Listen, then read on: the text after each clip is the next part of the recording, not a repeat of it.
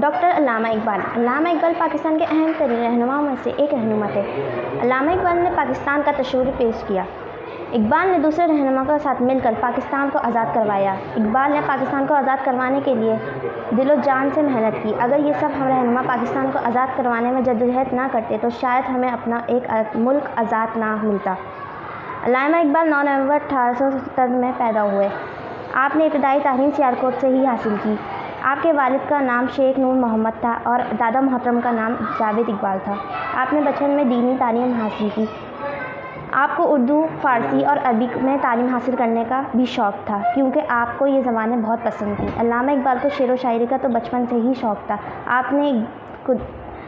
آپ نے قدر شاعر و شاعری کی کہ قوم نے آپ کو شاعر مشرق کا لقب دے دیا۔